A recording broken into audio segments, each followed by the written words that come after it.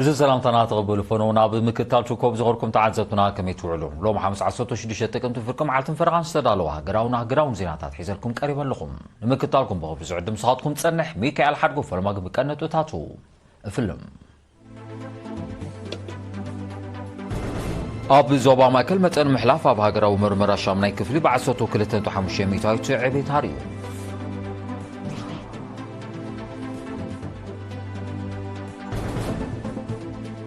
ابنو زوبا شامبقو ورار عسله ساقمت اعواف نمكلغال هزبا وفرات خايدو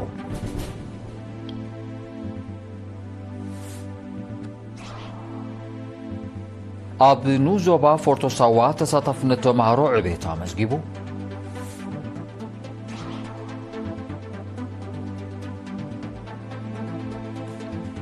اب زيناتات وصاي باكستانن افغانستانن اب دوب نستفتره ግጭት ንምዳ ጊዜያዊ ምቁራስ ተወስ ክገብራ ተሰማሚዕን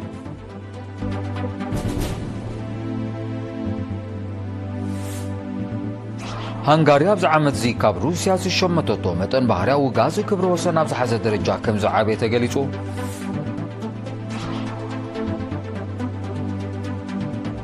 جرمن يوكرين كلتهم 3 بليون دولار زواجو توسخي وتهدرو دجف تتقبر لا مخانا حبيرا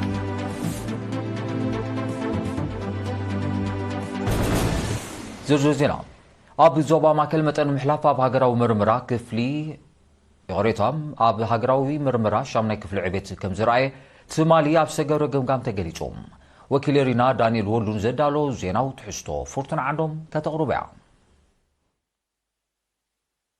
اب زوبا ماكل نايلو عمت متن محلاف اب هاجراو مرمرا شامناي كفلي مس ناي زحلف عمت كنتصاصر كله ب 12.5 ميتاويت عبيت كم زرعي اب استخايده قمقام تقليصوم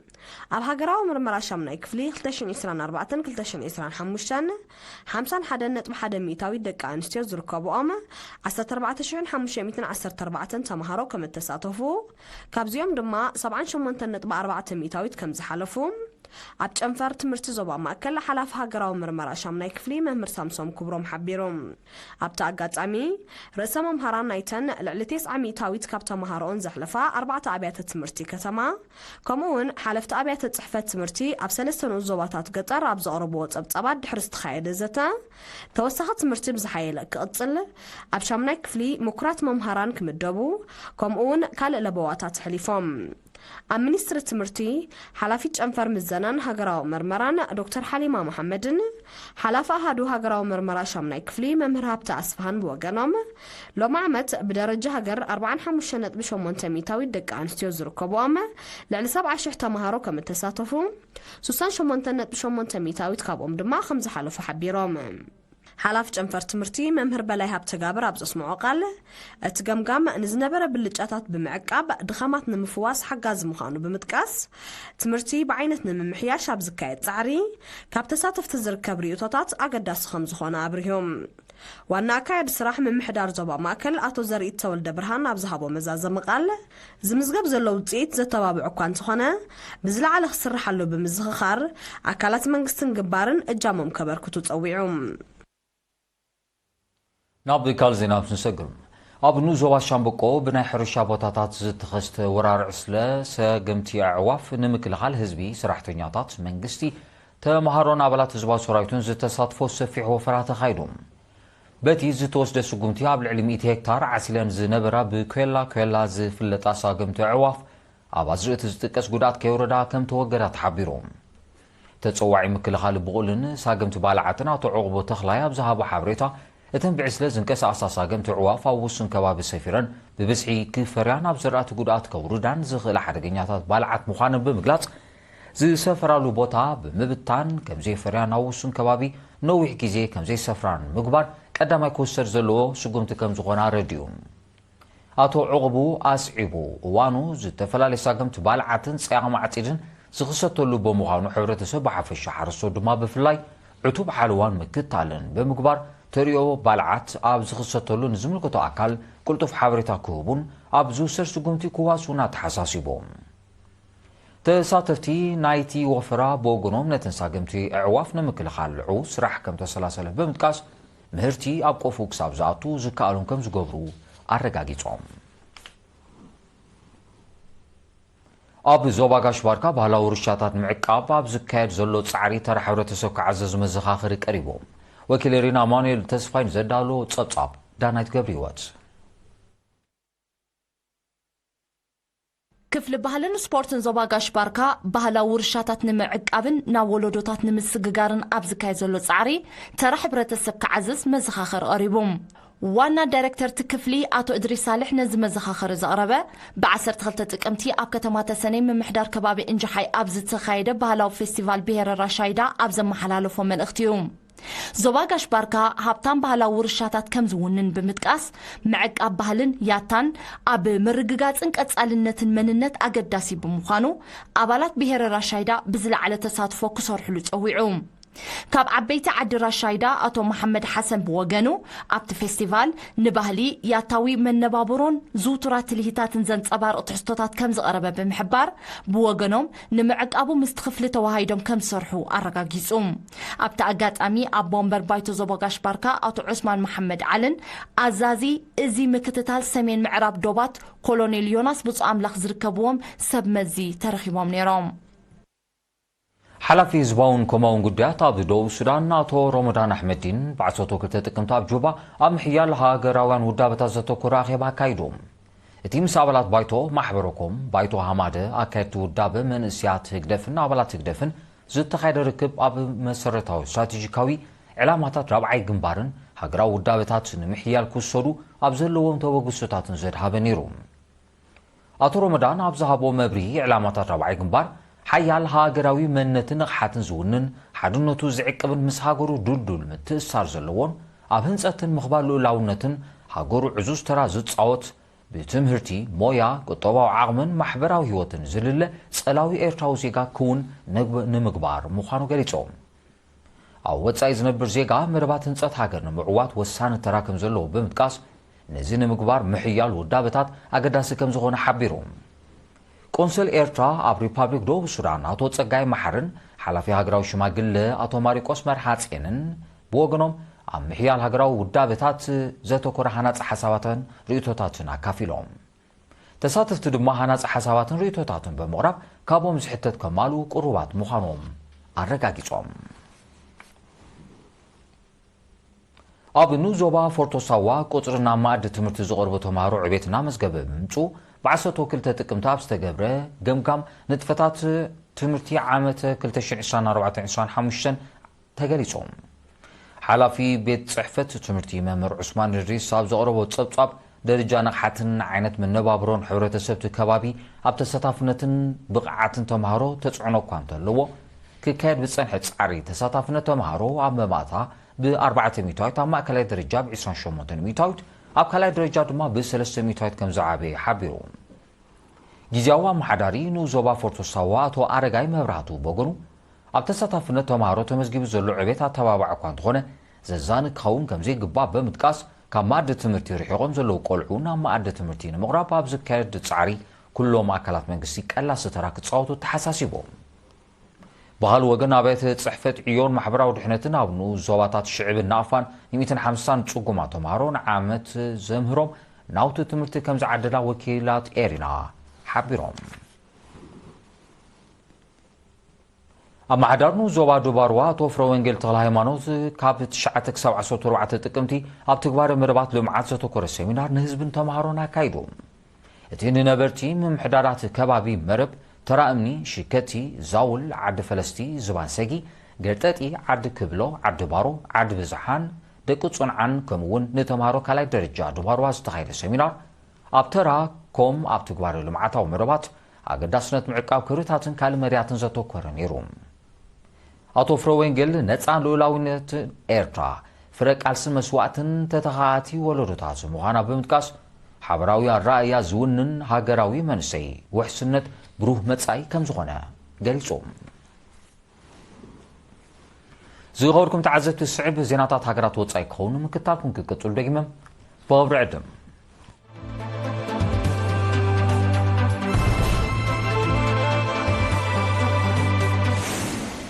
ዜናው መሰናዶ ኤርቲቪ ናቐጸለ ዝኸበርኩም ተዓዘብቲ ስለምክታልኩም ኣዝየ መስግን ዜና ወጻኢ ፓኪስታንን ኣፍጋኒስታንን ኣብ ዶብ ንዝተፈጥረ ግጭት ንምህዳግ ጊዜያዊ ምቁራጽ ተኽሲ ክገብራ ተሰማሚዐን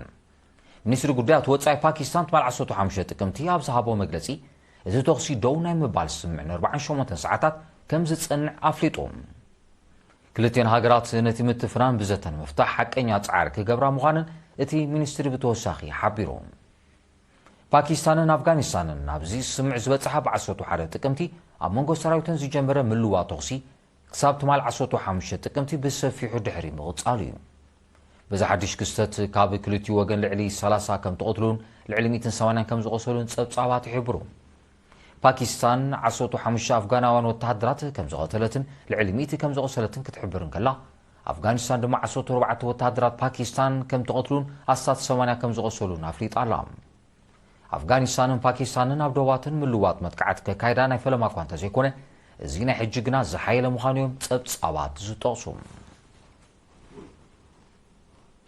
ሃንጋሪ ኣብዚ ዓመት እዚ ካብ ሩስያ ሸመተቶ መጠን ባህርያዊ ጋዝ ክብረ ወሰን ናብ ዝሓዘ ደረጃ ከም ዝዓበየ ተሓቢሩ ሚኒስትር ጉዳያት ወጻኢ ሃንጋሪ ፒተር ሲዚጃርቶ ትማል 15 ጥቅምቲ ኣብ ዘርግሑ ጽሑፍ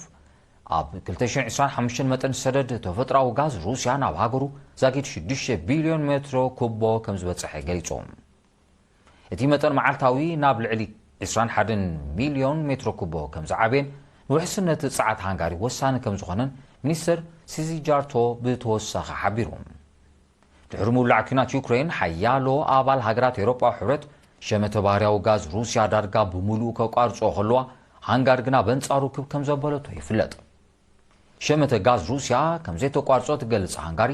ኣብ ልዕሊ ጽላት ጸዓት ሩስያን ዝግበር እገዳን መጥቃዕትታትን ብትሪ ክትቃወሞ ጸኒሓ ኣላ ኮሚሽን ኤውሮጳዊ ሕብረት ኣብ ዝሓለፈ ወርሒ ሰነ ክሳብ መወዳእታ 2027 ሸመተ ባህርያዊ ጋዝን ነዳድን ሩስያ ከብቅዕ ንዝብል እማመ ከም ዘጽድቆ ዝዝከር እዩ ይኹን እምበር ሃንጋርያን ስሎቫክያን እቲ ውጥን ንውሕስነት ጸዓትን ቁጠባዊ ምርጋእን ኣብ ሓደጋ ዘእቱ ከም ዝኾነ ብምግላጽ ከም እተቃወምኦ ኣይርስዕን ጀርመን ዩክሬን 2.3 ቢልዮን ዶላር ዝዋግኡ ተወሳኺ ወታደራዊ ደገፍ ክትገብረላ ምዃና ሓቢራ ሚኒስትር ጉዳያት ወጻኢ ጀርመን ቦሪስ ፒስቶሪዮስ ትማል 15 ጥቅምቲ ኣብ ዝሃቦ መግለጺ እዚ ሓድሽ ደገፍ ስርዓተ ምክልኻል ኣየር ስርዓት ራዳር መዳፍዕ ሮኬታት ተተኮስቲ ጸረ ታንኪ ኣጽዋርን ናይ መራኸቢ መሳርሒታትን ከም ዘጠቓልል ሓቢሩ ብመሰረት እዚ ሓድሽ መደብ ጀርመን ዩክሬን 500 ሚልዮን ዶላር ዝግመት ኣጽዋር ካብ ኣሜሪካ ከም ትዕድገላ እቲ ሚኒስተር ብተወሳኺ ገሊጾም እዚ ተግባራዊ ምስ ዝኸውን ጀርመን ካብ 2022 ንድሓር ንዩክሬን ዝለኣኸቶ ወተሃደራዊ ደገፍ ናብ ልዕሊ 38 ቢልዮን ዶላር ክብል ምዃኑ ተገሊጾም ጀርመን ድሕሪ ኣሜሪካ ዝዓበየ ወተሃደራዊ ደገፍ ናብ ዩክሬን ዝለኣኸት ኣባል ኔቶ ምዃና ጸብጻባት ይረዱ ጀርመንን ዩክሬንን ናይ ነዊሕ ርሕቀት ሚሳይላት ብሓባር ከፍርያ ዘኽእለን ስምዕ ኣብ ዝሓለፈ ወርሒ ግንቦት ከም ዝኸተማ ኣይርስዕን ሃገራት ኤውሮጳ ናብ ዩክሬን ዝልእኾ ዘለዋ ወተሃደራዊ ደገፍ ነዚ ልዕሊ 3 ዓመታት ኣቝፂሩ ዘሎ ኩናት ብሰላም ንምዕራፍ ንዝካየድ ዘሎ ጻዕሪ ዝዕንቅፍ ምዃኑ ይግለጽ ቻይናን ስጳኛን ክልታዊ ዝምድነን ምትሕባርን ንምድንፋዕ ክሰርሓ ቃላት እየን እዚ ዝተገልጸ ሚኒስትራት ጉዳያት ወጻኢ ክልቲአን ሃገራት ትማል 15 ጥቅምቲ ኣብ ከተማ ሃንግዙ ኣብ ዘካየዶ ዝርብ እዩ ክልቲኦም ወገናት ኣብ ቁጠባ ትምህርቲ ባህሊ ቱሪዝምን ካልእ ዓውድታትን ዝካየድ ምትሕባር ንምስፋሕ ተሰማሚዖም ሚኒስትር ጉዳያት ወጻኢ ቻይና ዋንጊዩ ኣብ ዝሃቦ መግለጺ ሎም ዓመት መበል 20 ዓመት ምኽታም ኣጠቓላሊ ስትራቴጂካዊ ሽርክነት ቻይናን ስጳኛን ምዃኑ ብምልካት ሃገሩ ምስ ስጳኛ ዘለዋ ዝምድና ናብ ዝለዓለ ደረጃ ንምዕባይ ክሰርሕ ድልውቲ ምዃና ገሊጾም ኩባንያታት ስጳኛ ዕዳጋታት ቻይና ዝፈጥሮ ዕድላት ተጠቒመን ኣብ ሃገሩ ዝገብሮ ወፍሪ ክቕጽላን ሽርክነተን ክዕምቋን ሚኒስትር ዋንጊዩ ብተወሳኺ ጸዊዖም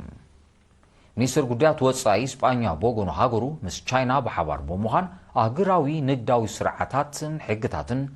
ኣብ ምሕላው ሰላምን ርጋእትን ዓለም ኣብ ምርጋጽን ዓለማዊ ብድሆታት ኣብ ምፍታሕን ኣበርክቶ ክትገብር ድልውቲ ምዃና ኣረጋጊጾም እዚ ከምዚ ኢሉ እንከሎ ክልቲኦም ሚኒስትራት ኣብ ጉዳይ ኩናት ዩክሬንን መስርሕ ሰላም ማእከላይ ምብራቕን ኣብ ዝርከቡ ሓበራዊ ገዳስነት ዘለዎም ኣህጉራውን ሰብኣውን ጉዳያት ዓሚቕ ዘተ ከም ዘካየዱ ተቓሊዖም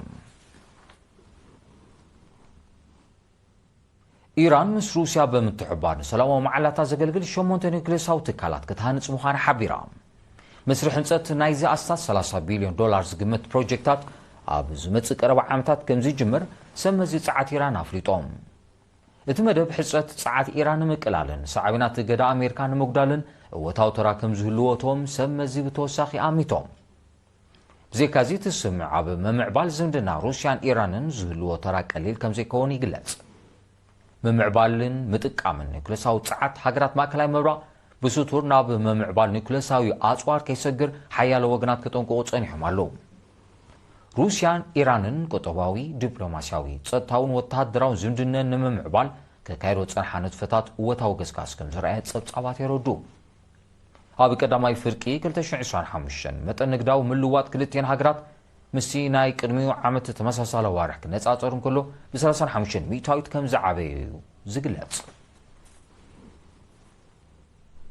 بريطانيا مشاركة كيران سمين أتلانتيك نيتو ناب زغنت مولدوفا وتهدراوان درونات كتوافر مخان أفريقيا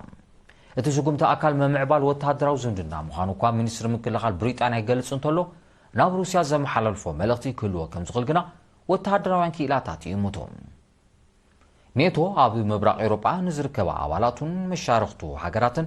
معطاء زكايرو وفريا حيلو كم زلو زفلتيون بريطانيا وصعتو زلا مدب نتصطا مبرق أوروبا بحرقا زوتو مخانو زغلص منغست روسيا اب تكبار كيوعل باغو صويعلهم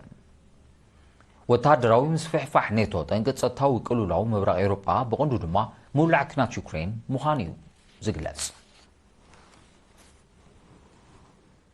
اب فنزويلا بزي حقاو معدني ورقي بزقاطم مهما مريت بحوري 10 سوات كان زموتو كابت كبابي ستوفنو زينا حبيروم بتياب دوباو شنختا هاجر استغستا حرقا عسرتتات كالو دهايوم طيفيو سلازولو كتر موتات كوسخ كم زغل قمتات علوهم اتي مهمام ابتي كبابي دحر استغستا علوغلو كم زقاطم زقلتو سمز سرحيت مدحان هيوت فنزويلا قدي هاد مدحان سفيح سرحيتي كاير كم زولو ارديوم منغستي فنزويلا زي حقاو معدنيتات تنقا حرقاتات يخون كم زلو بمحبار حزبي كابتي نتفت كقطب اتحساسيبهم زيناتات مزام كند نوتاتو كدغملكم اب زوبا ماكل متن محلاف اب هاغراوي مرمرا شامناي كفلو ب 12.5 ميتايت عبيتاريو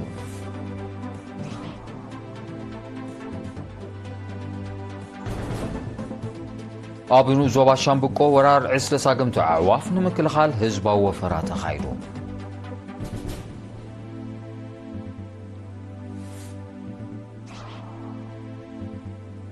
ابنو زوبا فورتو ساوا تساطفنا تمارو عبيتا مزقيبو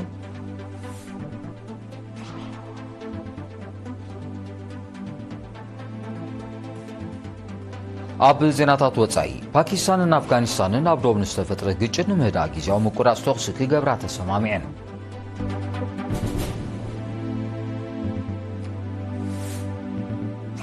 ሃንጋሪ ኣብ ዓመት ዚ ካብ ሩስያ ሸመተቶ መጠን ባህርያዊ ጋዝ ክብረ ወሰን ኣብ ዝሓዘ ደረጃ ከም ዝዓበየ ተገሊጹ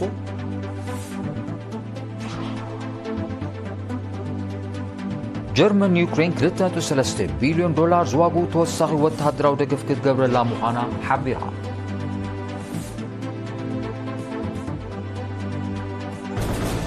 زغوركم تعزتوا لو مغتر استدالو زيناو مسنادو ابزي فصم سلامكتالكم ازي مسكن مسارحتي مش لو جابير على توزينا سبورت يزغمت سوكم بوغنيغم